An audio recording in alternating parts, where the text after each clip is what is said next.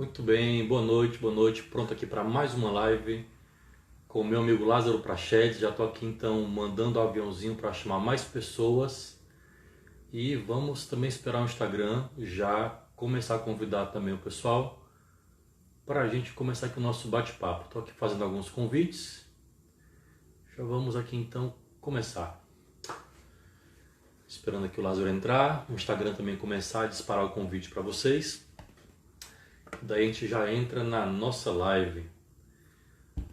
Marilande, boa noite, bem-vinda. Já vai convidando aí também o pessoal para estar conosco. O Lázaro já está chegando por aqui para a gente começar a nossa live. Daniele, boa noite.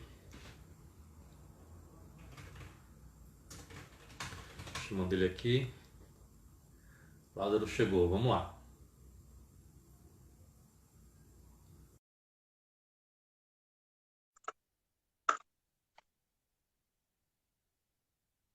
Marilande, estava só aguardando papel e caneta. O Lázaro, boa noite, meu irmão. Boa noite, Elvis. Tudo bem? Você me escuta bem, me ouve bem? Sim, estou te ouvindo bem. E você, tá me ouvindo? Também, vendo, ouvindo, tudo jóia. Então, Ótimo. bem-vindo, Daniele, Marilande, meu querido amigo Neilton, já chegando. Eu vou mandar alguns Isso, vou botar convites aí aqui. para Vou aproveitar para convidar algumas pessoas. Jóia. Você que está chegando aí também aproveita, já vai convidando seus amigos para estar conosco. O nosso tema de hoje, vamos fazer a segunda parte das finanças pessoais. Hoje vamos falar sobre negociação de dívidas, educação financeira dos filhos e as finanças do casal. Então já também manda sua pergunta, seu comentário, já fica aí conosco, porque hoje vai ser muito bom. Como tem sido, né? Toda quinta-feira. Laís, boa noite, bem-vinda. Laís dando uma força aí muito grande, Deus te abençoe. Pronto, acabei de mandar o convite aqui para um monte de gente, Elvis. Vamos ver se o pessoal acessa. Como é que foi teu Eu vou dia? Tudo só bem? fixar aqui. Tudo bem, graças a Deus. Eu vi que você pregou agora há pouco, não foi, Lázaro? Então, tive uma participação naquele... É um encontro internacional chamado New Pentecost. Não sei pronunciar, New Pentecost 2020.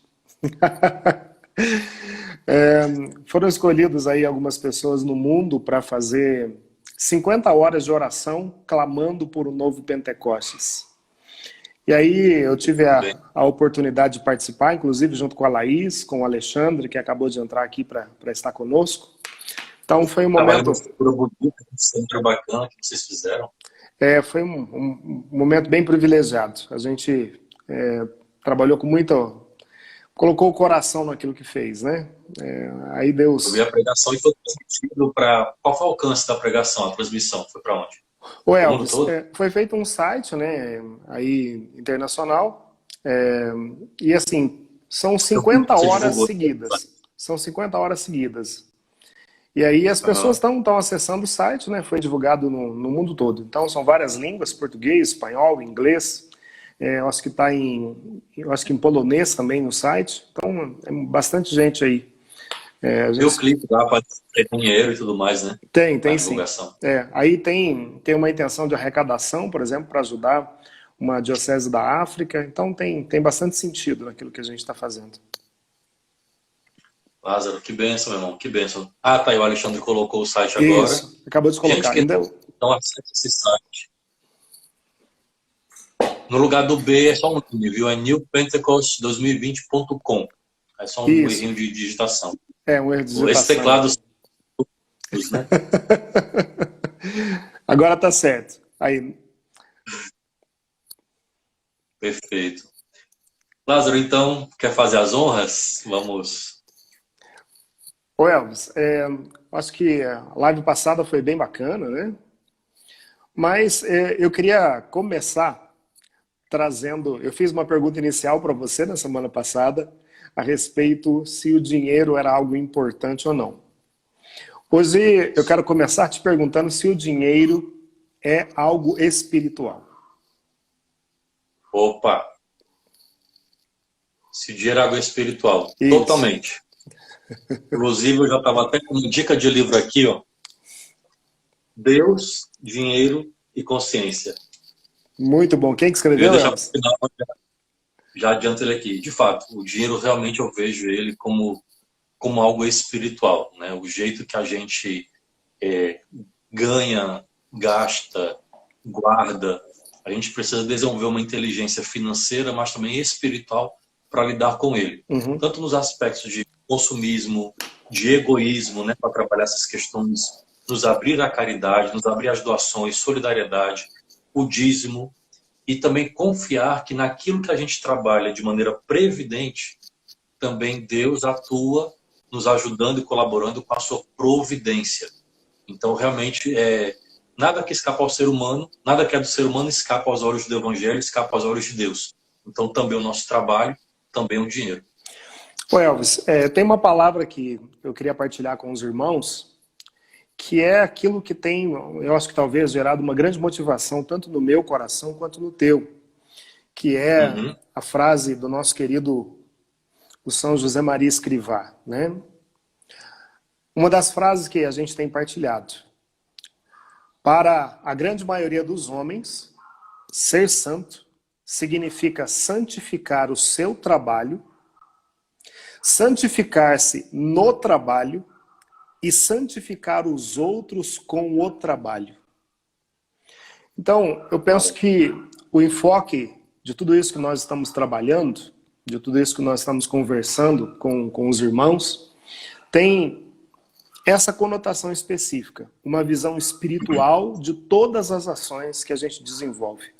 É aquela questão do evangelho, você disse uma frase que eu acho que ficou marcada, que o evangelho ele precisa tocar o homem todo e todo homem. É isso mesmo? É isso mesmo. E essa frase é do Papa Paulo VI. Mas assim, eu uso realmente para mim, para minha vida, porque eu acho ela muito profunda, muito verdadeira. Porque o evangelho ele tem que realmente alcançar todas as nossas realidades. Não só no púlpito, no microfone, mas também no nosso cotidiano, no mais ordinário da vida. É uma transformação que a palavra de Deus ela precisa fazer em nós, né? E eu vejo uma grande oportunidade para nós. Eu não sei, eu sei que tem irmãos que estão aí lidando conosco nesse nosso trabalho, que estão envolvidos, que são empresários. Tem alguns que são gestores, inclusive. E eu vejo, por exemplo, a grande possibilidade dos irmãos, ou aqueles que estão empreendendo, ou aqueles que estão na gestão de qualquer atividade, eu vejo essa função como uma grande oportunidade de tocar positivamente na vida das pessoas. Eu penso que você, por exemplo, fazendo a gestão hoje da coisa pública, os irmãos talvez no seu negócio, onde quer que nós estejamos plantados, como gestores, com responsabilidades, seja com responsabilidades na área do pessoal, responsabilidades, não sei qual é a responsabilidade que está na mão de cada um dos irmãos, mas onde Deus nos plantou, eu percebo que o mundo precisa de homens de Deus na área do trabalho. Eu sinto o chamado missionário, sabe, Elvis? Eu sinto esse desejo de pregar o evangelho. Já visitei, pela graça de Deus, o Brasil inteiro pregando o evangelho.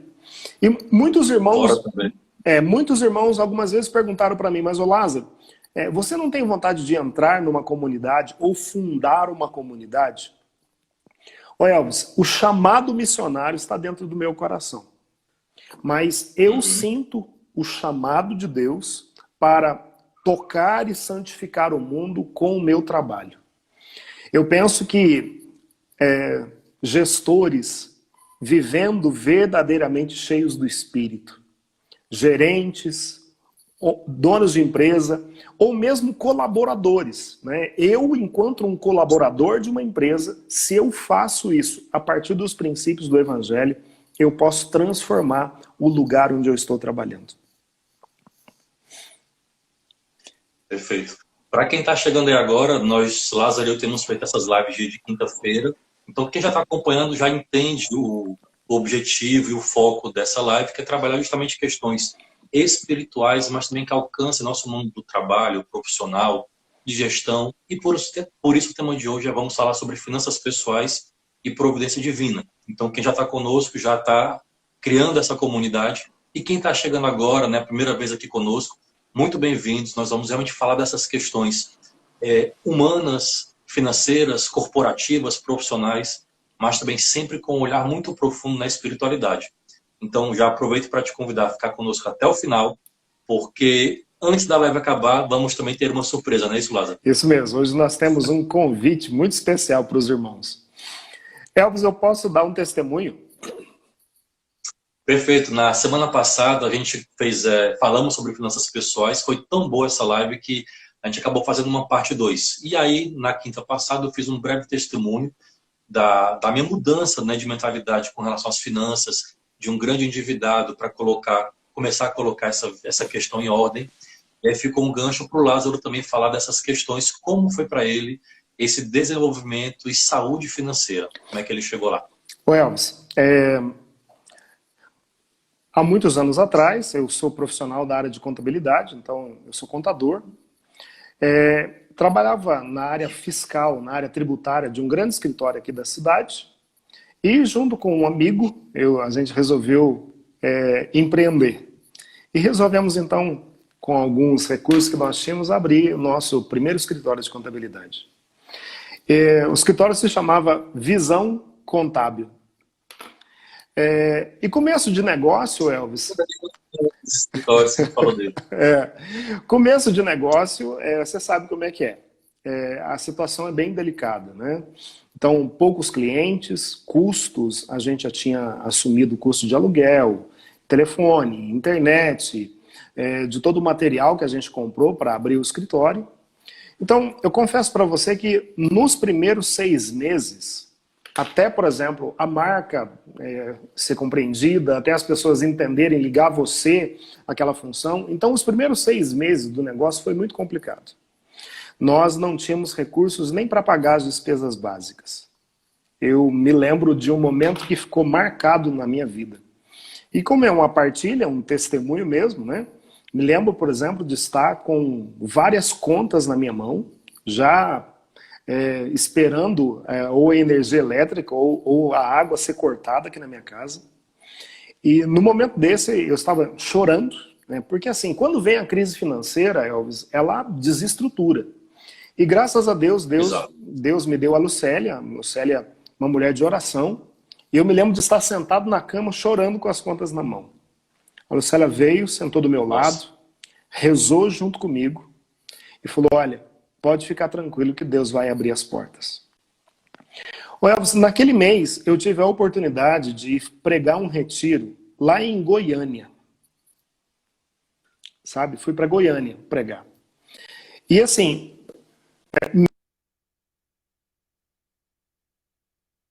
é um chamado de Deus. Então, mesmo vivendo todas essas dificuldades na vida, eu fui para a missão. E chegando lá, eu partilhei um pouco dessa situação que eu estava vivendo com um pregador lá de Goiânia. E esse irmão rezou comigo, Elvis. Ele rezou comigo porque assim, quando a gente está numa situação financeira delicada, a gente não tem, por exemplo, às vezes, coragem de partilhar com os irmãos.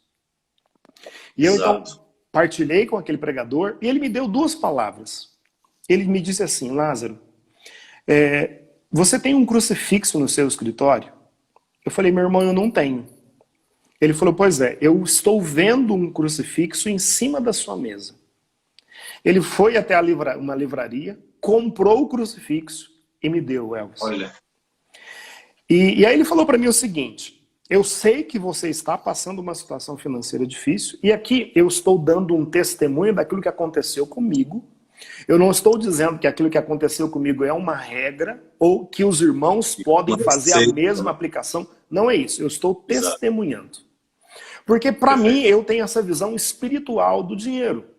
E muitas vezes a palavra de Deus, ela diz que onde está o nosso tesouro, lá vai estar o nosso coração. E quando você está numa situação de endividamento, a nossa cabeça está onde? Você nem pensa direito, né? Você fica preocupado. Não consegue raciocinar. Não consegue. Não consegue. Não consegue ver claramente, decidir corretamente. E aquele pregador me disse o seguinte, falou: eu sei que você está passando uma situação financeira difícil, mas você tem devolvido dízimo. Ô Elvis, naquela hora caiu como que uma escama dos meus olhos. Eu falei: não. Ele falou assim: pois é, faça um compromisso com Deus. Se você não pode fazer uma doação maior, se você faça um acordo com Deus, ele usou essa expressão. Se você puder dar R$10, devolva R$10.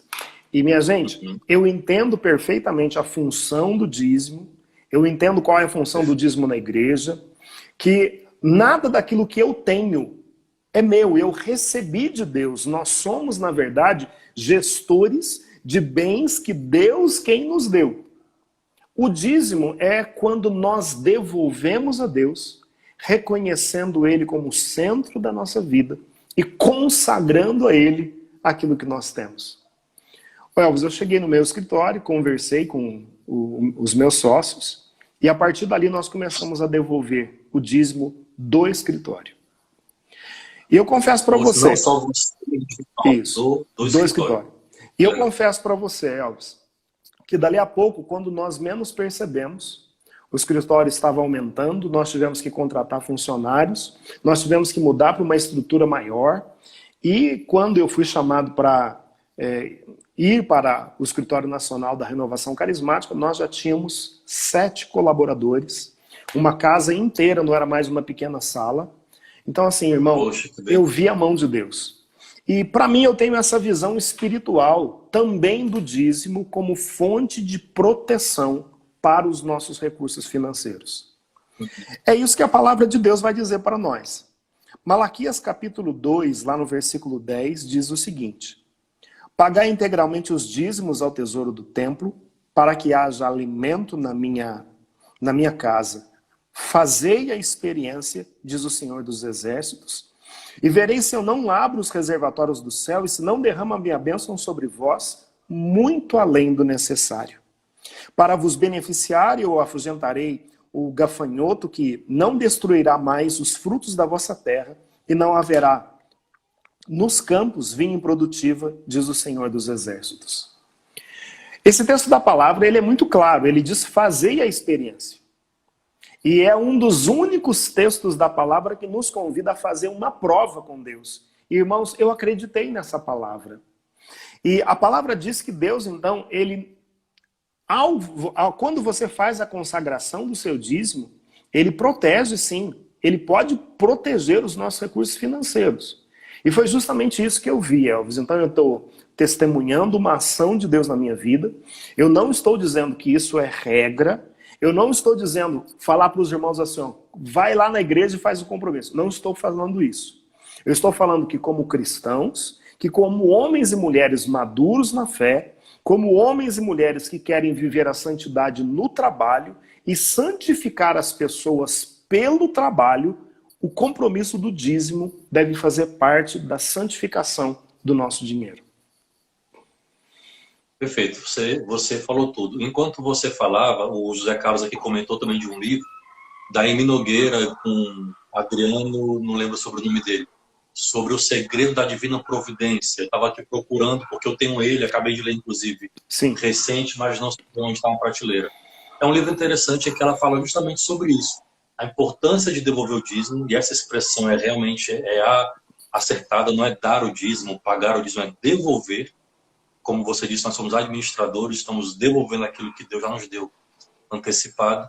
Então é uma obra interessante, em que ela concilia justamente isso que estamos falando aqui. Deus, ele é a causa primeira da providência, a providência divina. A providência, ela nasce de Deus. Deus é a causa, né? Ela nasce de Deus. Então é a causa primeira. Mas nós, Deus constituiu o ser humano como causa segunda. Ou seja, para manter a obra de Deus, para manter a criação, para na solidariedade, na caridade. Então Deus é a causa primeira, com a sua providência, e o ser humano, pela providência, ele é a causa segunda, né? E aquilo que nós chamamos então de previdência. Isso é fundamental entender. E aí, Lázaro, você falou algo muito importante, porque assim, nós temos coragem para falar os mais diversos testemunhos. Então, estava carregando com o notebook. Tem gente que, por exemplo, se aconselha, se abre com os irmãos em partilha, fala de pecados graves, em partilha, em oração, fala até da vida íntima de casal, mas não tem coragem de falar das questões financeiras. Justamente. Quer dizer, tamanha intimidade, tabu, não sei, ou vergonha que nós temos. E acabamos levando uma vida meio que de aparência. Não é que você também vai chegar para as pessoas e soltando o verbo como está a sua situação. Mas vejo tanto que essas questões são tão não faladas, que a gente fala de tantos pecados, fala da vida íntima, mas não fala da vida financeira. Quando a gente fala, por exemplo, hoje, no mundo corporativo, se fala muito da questão de sucesso.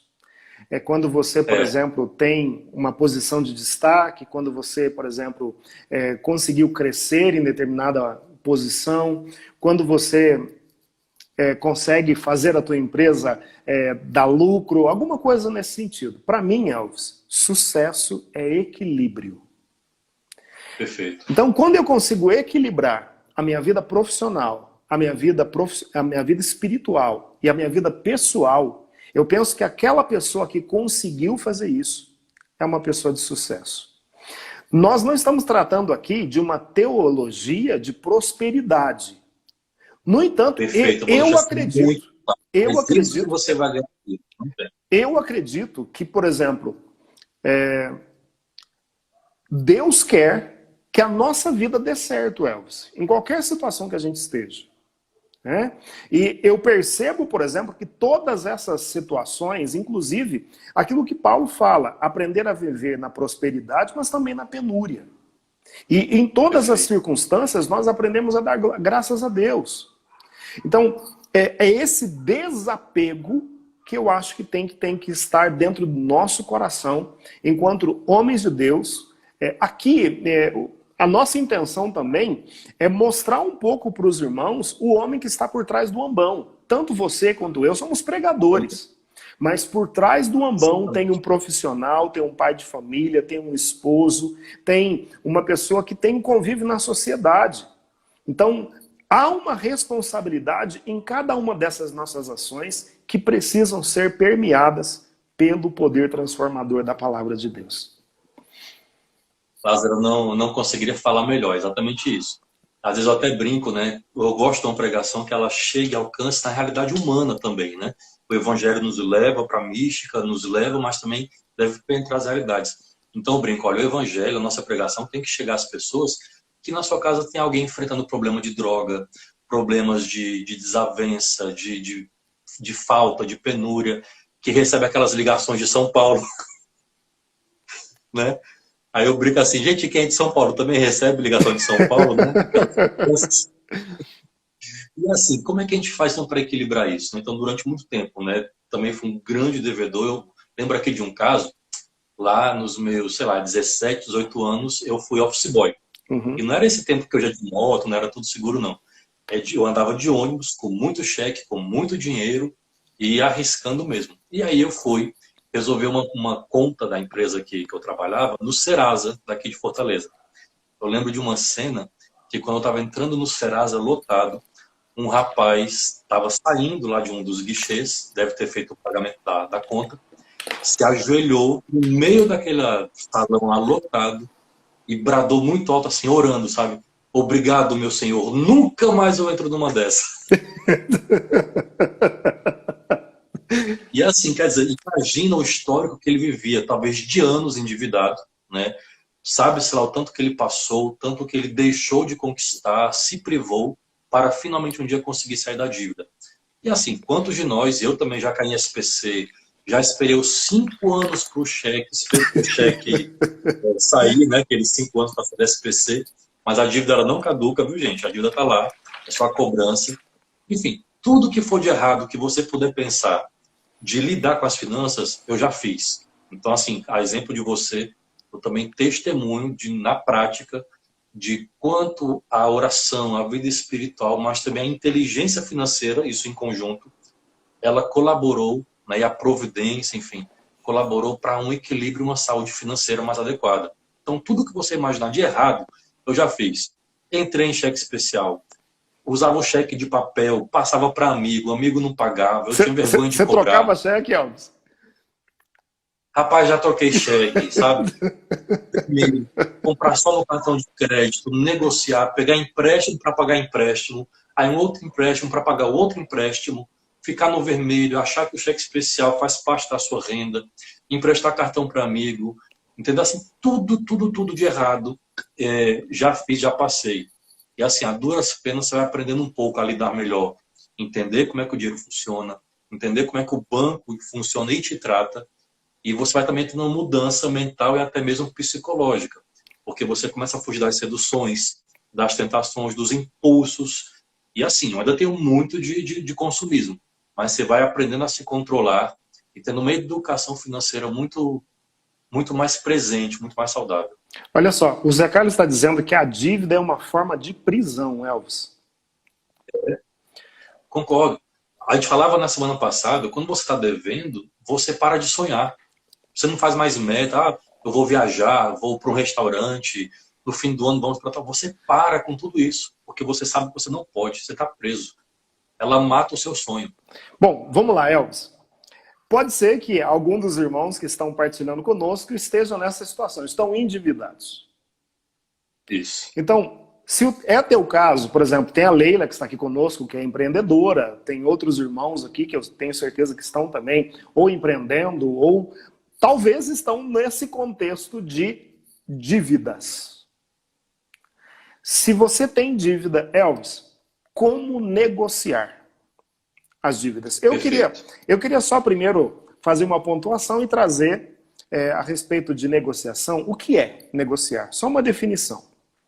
A negociação é um meio básico de construir o que se quer de outra pessoa. É uma comunicação bidirecional concebida para se chegar a um acordo. Quando você e o outro lado têm alguns interesses em comum ou que sejam também interesses que são opostos. Então, Perfeito. A negociação é uma comunicação bidirecional, né, que tem um objetivo: chegar a um acordo. Então, partindo desse pressuposto que a negociação tem esse objetivo de chegar a um acordo, Elvis, o que você pode falar para os irmãos que estão endividados sobre como negociar corretamente as suas dívidas? Maravilha. Quem estava aqui conosco já na live passada e tem nos acompanhado, nós fizemos também um desafio e uma sugestão para vocês de como começar a equilibrar a vida financeira, que era você encarar esse monstro de frente, ou seja, fazer uma planilha, inclusive disponibilizamos uma planilha para você fazer um download, colocar todas as suas contas ali, quanto você ganha, né, qual o seu salário, qual a sua renda, quanto você deve, quanto você gasta, inclusive os gastos pequenos, coloca tudo ali diante de você, no planilha, no papel, para você saber o montante do monstro, do desafio que você tem para encarar. A partir desse montante do desafio, você começa a traçar planos para quando isso vai sendo amortizado, vai sendo diminuído. E aí, idealmente, você pode jogar, por exemplo, para o ano. Eu parcelei meu cartão em 8 vezes, 10 vezes. Conta tudo até o final. E aí você começa a entender o tamanho da montanha e quanto tempo você consegue escalonar isso, amortizar e resolver o problema. Então, esse é o ponto. Quem fez esse trabalho... Deixa eu só fazer uma pergunta.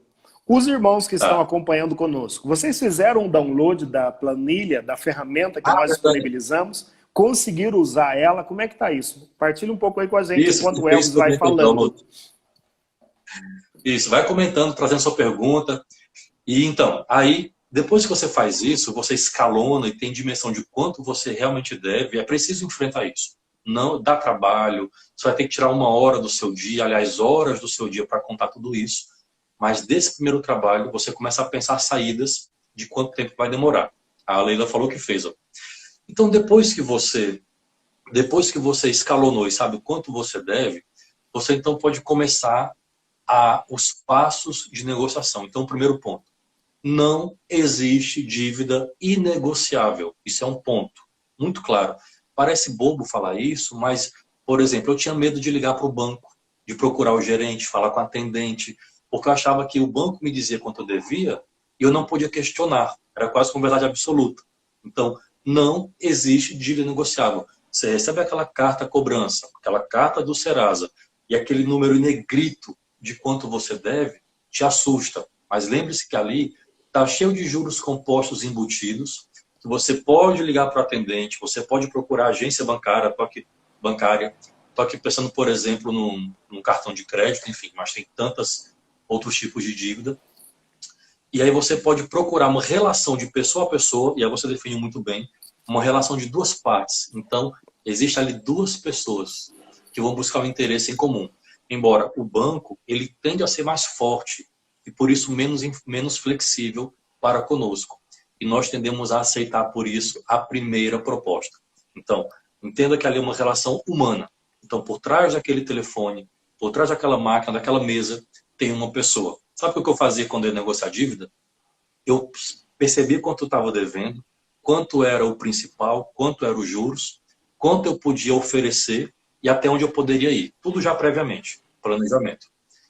Antes de ligar para atendimento, no telefone ou ir para o banco, eu rezava pela pessoa. Senhor, toca no coração do gerente, toca no coração do atendimento, do atendente, para que possa estar aberto ao que eu propuser. Então, olha, o espiritual e o técnico. E do que ele me dava a proposta, eles vão te dar sempre uma proposta básica, como para todo mundo. Então, dica, não aceite a primeira proposta. Porque senão você entra numa arapuca. Porque, no fundo, o banco ou as financeiras querem te manter como cliente sempre endividado. Esse é o melhor cliente que eles têm. Aquele que paga e vai embora, eles não querem. Aqui, minha gente, é interessante você saber que nós estamos trazendo a realidade das operações financeiras. Nós sabemos hoje que os juros eles chegam a ser exorbitantes. Se você entrou, por exemplo, no cheque especial, ou se você entrou nos juros do cartão de crédito, o juro é composto e chega a ser impagável se não houver uma negociação. Em algumas ocasiões, o que acaba acontecendo é que o próprio banco faz contato com o devedor e, ao fazer contato com o devedor, o banco faz uma proposta e, às vezes, a gente olha e fala assim, mas o valor era tanto. Vamos colocar aí 10 mil. De repente, o banco fala para você 2.500. Né? Então, baixou demais nesse caso. Então, pode acontecer isso. Mas quando você for negociar, tenha em mente 3 aspectos que são fundamentais que o Elvis acabou de dizer. Na negociação, vai haver uma primeira meta ou proposta, que é a proposta inicial. Certo? Vai haver uma segunda meta ou segunda proposta, que a gente chama de meta ou proposta ideal. Isso. E vai haver uma terceira, que pode ser a proposta ou a meta que a gente chama de meta suportável. Então, você nunca fica na primeira, porque ela é só inicial. Então, tente negociar um pouco mais, que você vai conseguir diminuir os juros compostos que estão embutidos e você vai conseguir fazer o pagamento da sua dívida. E eu queria dar aqui... Assim, só tem essa questão no sistema, né? Joga a culpa no sistema. Aí, não, esse valor eu não posso. Tem que ser firme, sabe? Não estamos aqui falando em dar calote, declarar moratória, não é isso. Mas não aceite a primeira proposta. O atendente te dá lá pelo telefone, né? Que é a via mais comum. Ah, vai ser tanto. Não posso. Esse valor não tem condições. E tanto, não posso. E aí você, sim, eu só tenho essa opção. Eu estou ligando para pagar. Você joga o problema para ele. Chame seu gerente, passe. Não deu. Daqui a uma semana vão te ligar de novo.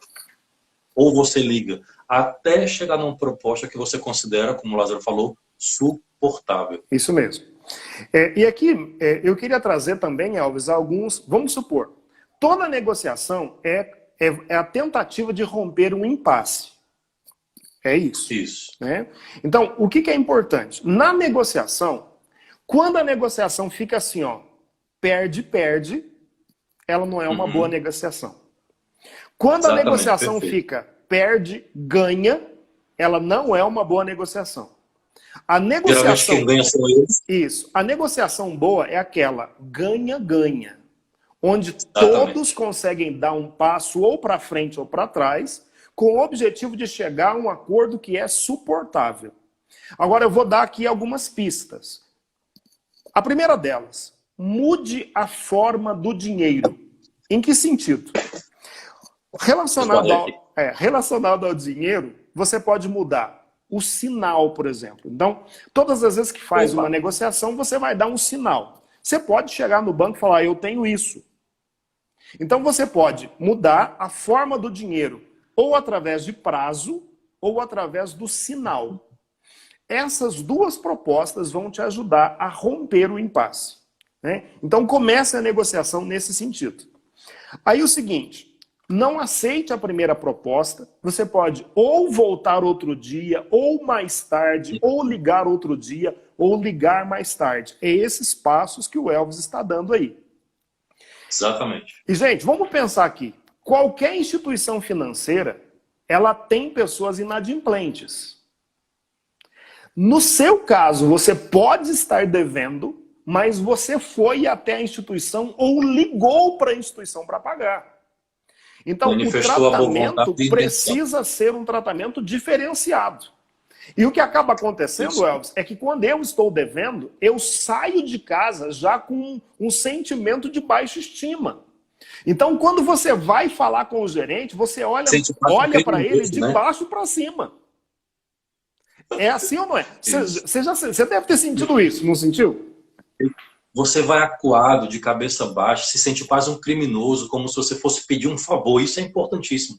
Quando esses bancos ou financeiras, ou qualquer linha de crédito que você pegou, vão te dar uma proposta de negociação, eles fazem um pacote padrão, um standard. Então, eles te tratam como qualquer um. Falando bem claro. Então, nossa primeira parte, o primeiro passo para negociar bem, é não nos portarmos como qualquer cliente. Porque ele dá a oferta padrão, e você pede algo fora daquilo. Ele pensa, opa, esse cliente aqui é diferente. Ele já entende. Então, eu vou tirar o que eu dou para todo mundo e vou ofertar agora, vou começar a negociação. Porque quando ele oferta a primeira, ele não está negociando. Ele está empurrando para a gente. Quando ele percebe que a gente não aceita de primeira, então agora eu vou ter que começar um processo de diálogo.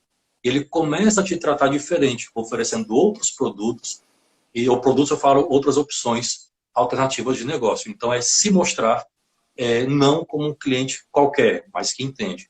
E, claro, não baixe a cabeça, não se sinta culpado, não se sinta um criminoso. Você está fazendo uma relação pessoal de negociação. Isso não tem falta de dignidade nisso. Então, não baixe a cabeça. De igual para igual, se a proposta não ficou boa, diga, não está bom para mim. Vamos chegar no ponto comum. Então, é algo, seja altivo, vamos dizer assim. Não baixe a bola. Isso mesmo. Ô, Elvis, e aí, por exemplo, então, eu disse, você pode mudar a forma do dinheiro, você pode, por exemplo, então, tentar mudar o prazo, você pode mudar a forma com que o contrato está estipulado, você pode tentar diminuir a porcentagem de juros. Então, são várias etapas da negociação que você pode seguir. Como última etapa, vamos supor que eu não sei qual é o montante. Um dos irmãos aí... Um dos irmãos colocou aí, enxergar o tamanho do Golias. Se por acaso a sua dívida for uma dívida que tem um montante elevado, e se na negociação pessoal você não obteve sucesso, você pode inclusive levar um mediador que pode ser um especialista. Alguém, por exemplo, que domine a habilidade dos juros compostos, que consiga fazer uma boa negociação que favoreça as duas partes e a partir daí você começa então a conseguir quitar suas dívidas. É quase como um advogado financeiro, né? Ele vai mediar ali as partes. Então, a boa negociação, ela não pode ser a perde-perde, não pode ser a ganha-perde. A boa negociação é ganha-ganha. É quando os dois lados da negociação tem um objetivo comum que é saldar a dívida. Tá claro isso, minha gente? Alguém tem alguma dúvida? Quer fazer aqui alguma...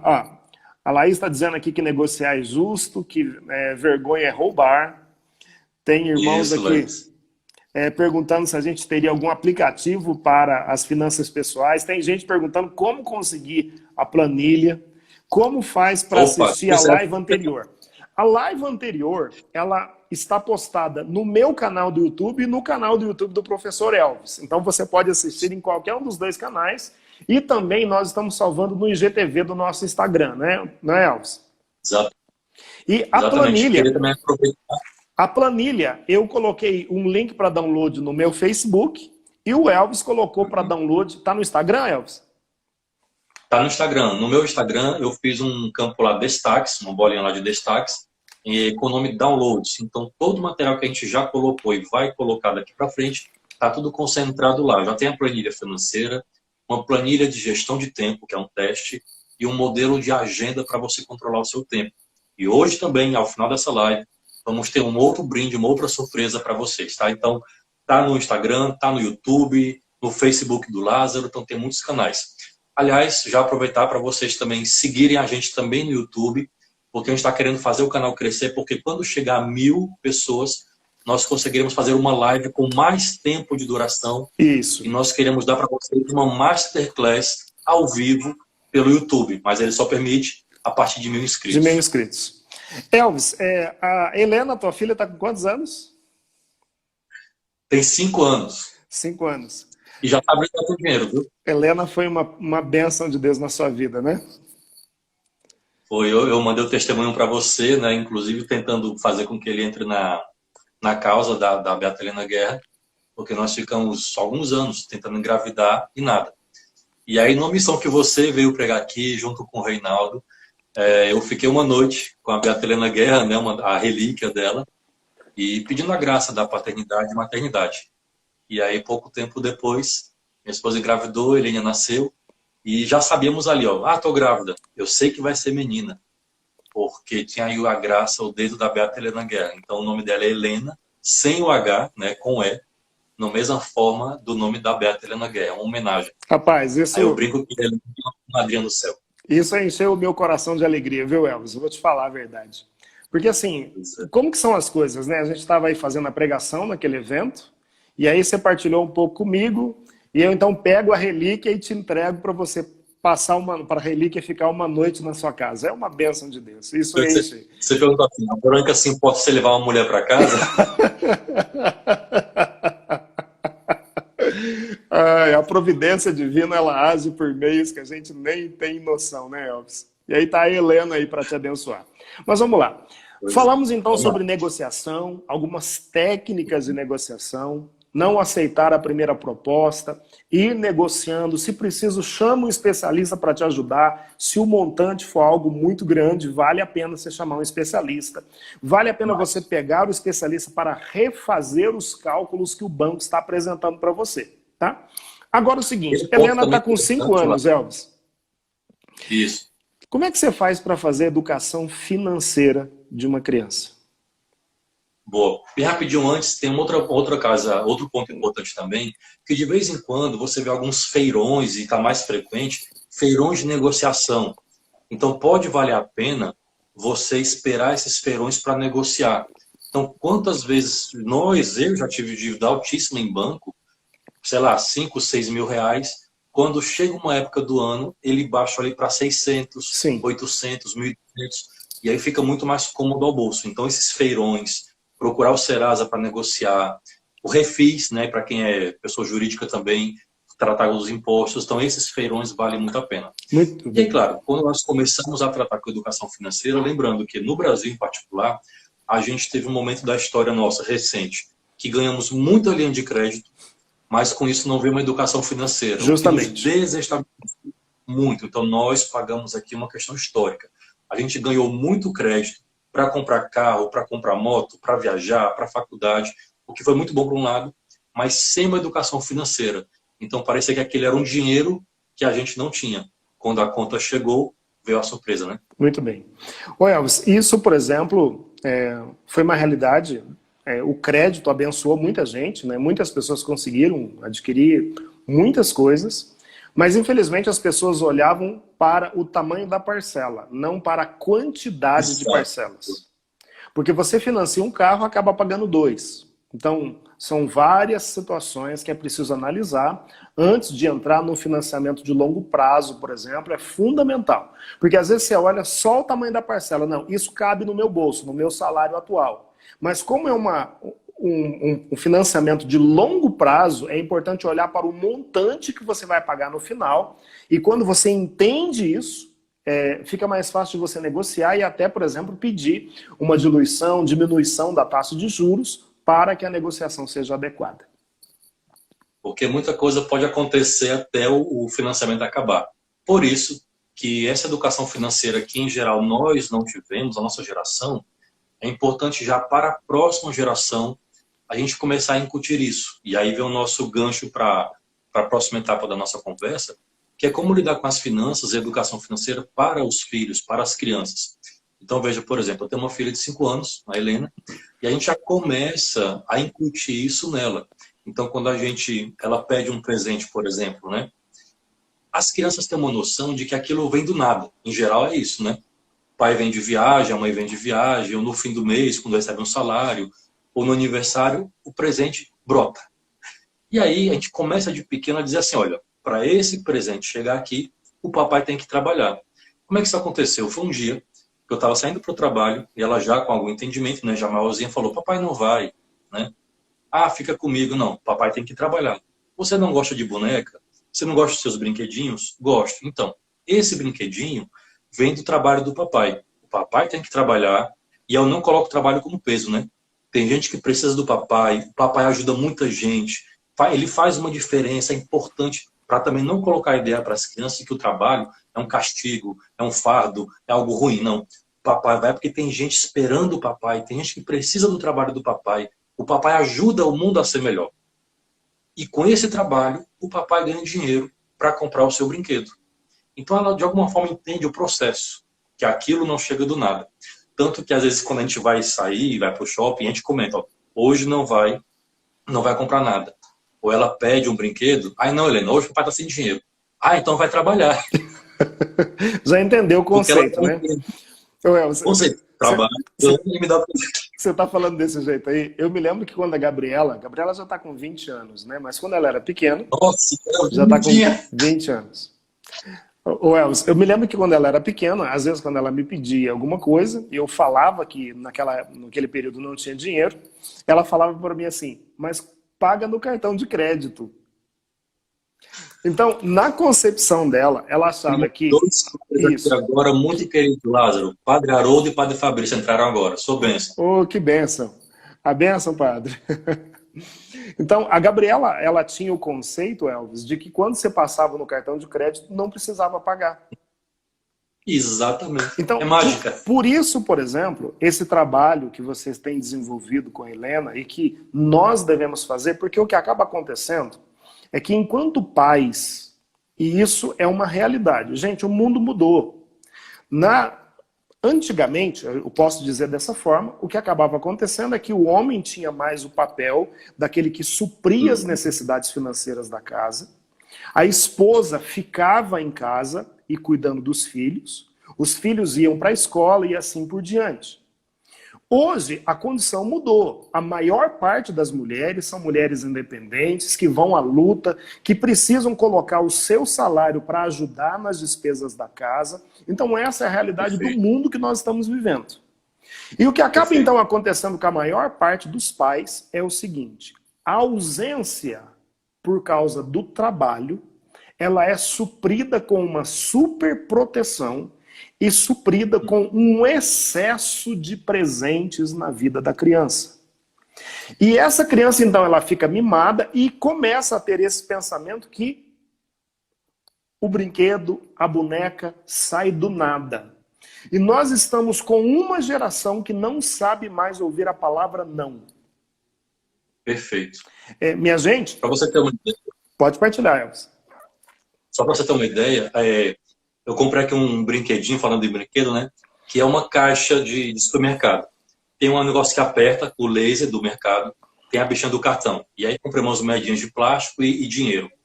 De vez em quando a gente vai brincar de mercado. Então ela diz, papai, você agora é a moça do caixa. Você agora é o cliente. Você agora é não sei quem. Então a gente troca os papéis. Então quando ela está lá atendendo, eu digo, quanto é que é isso? Ela, é tanto. Então ela pega o dinheiro do caixa, me dá o troco, compra o valor. Ah, isso aqui não dá. Na cabeça dela, né? Isso aqui não dá, isso aqui dá.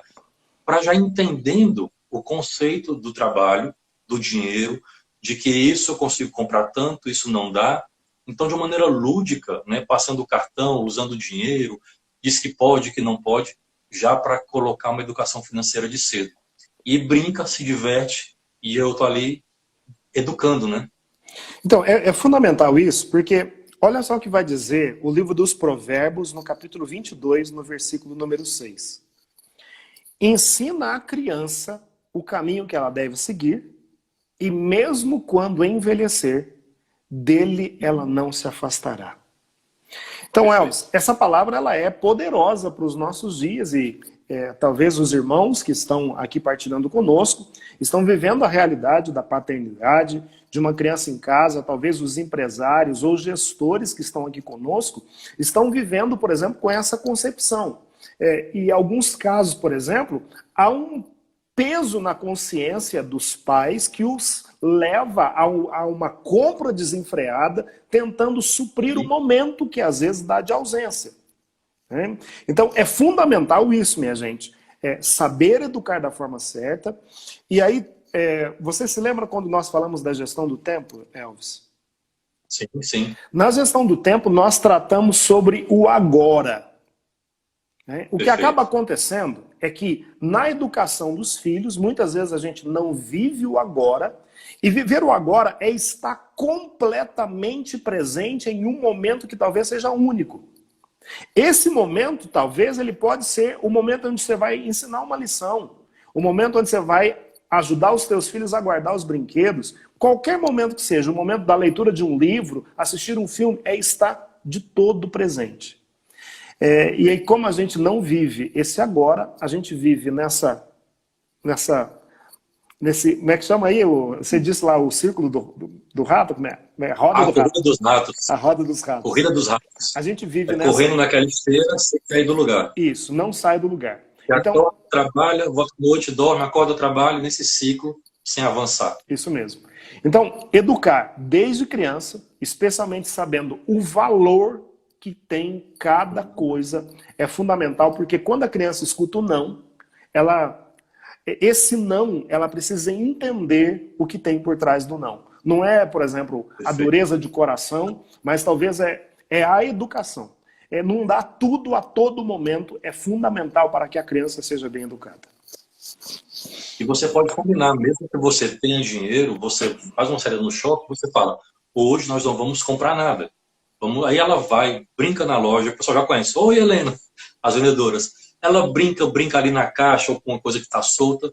Brincou ali meia hora, 20 minutos, saímos da loja, tá ótimo, virou um parque de diversões. Então, fazer os acordos.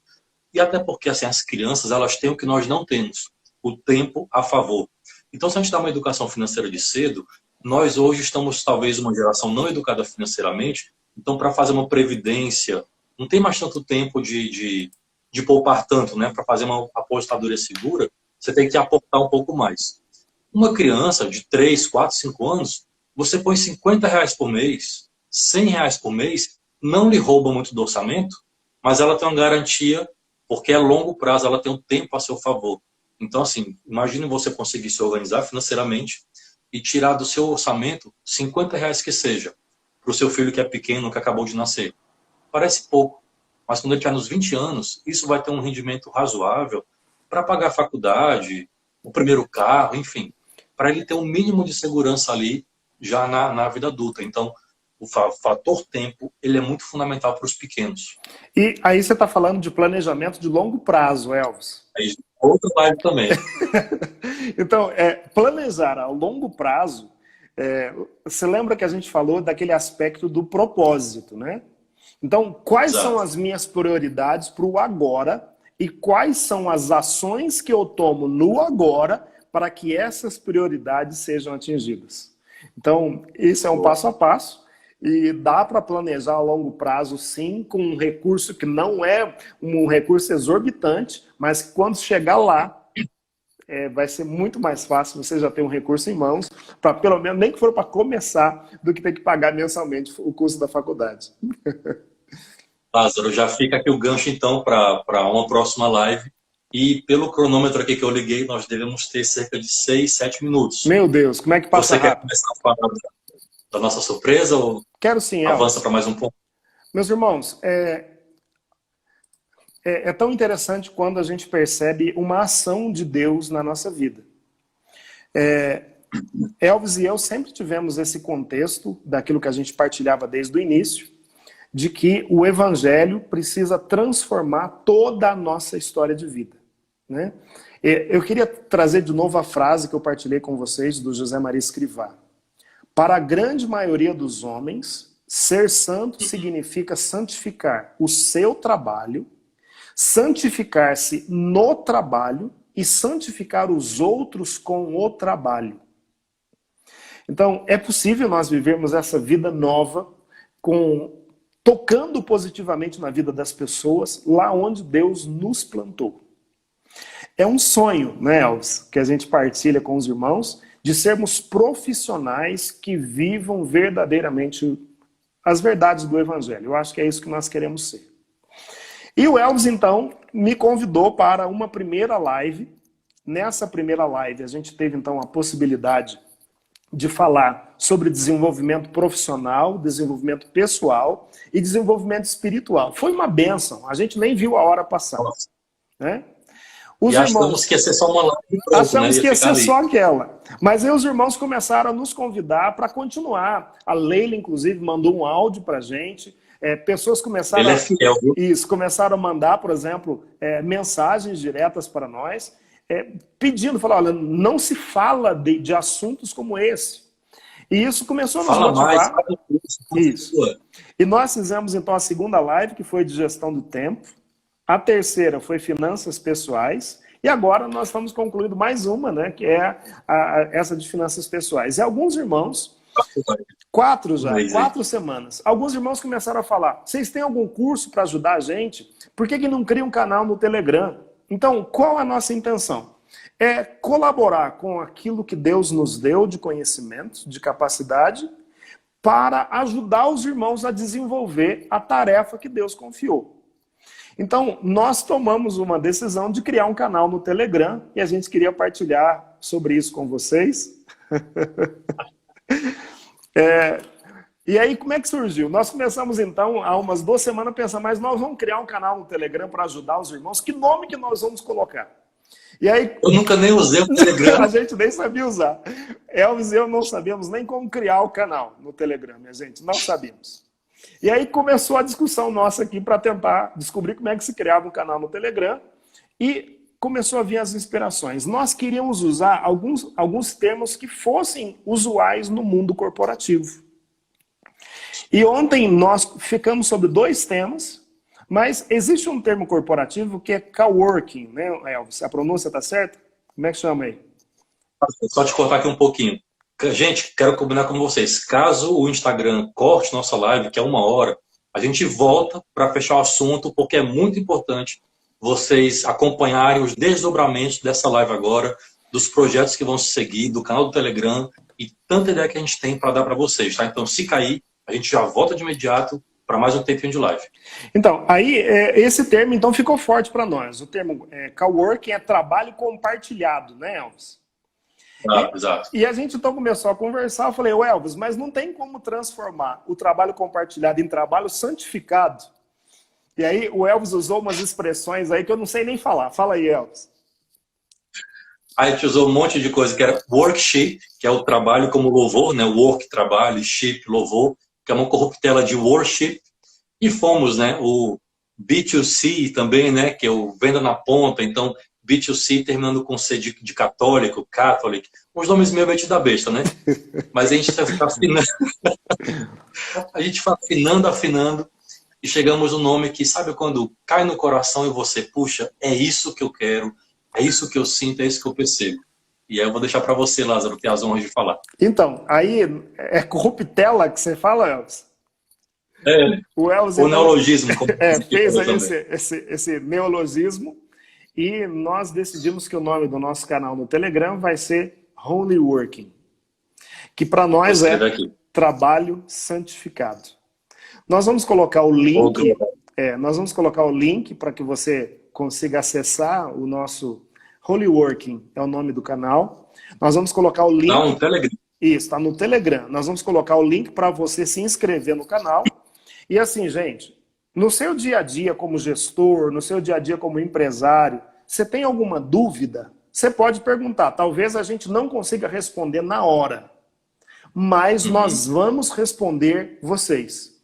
E nós continuaremos postando coisas lá, né? Nós vamos, por exemplo, todas as ferramentas que nós criamos, a agenda para gestores empreendedores, o teste para verificar se você, por exemplo...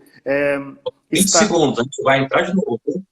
O teste para que você verifique se você está perdendo tempo sem ter produtividade, todas as ferramentas que a gente criou até agora, nós vamos disponibilizar lá no Telegram para que você baixe. Nós vamos tentar disponibilizar também as lives que nós já fizemos.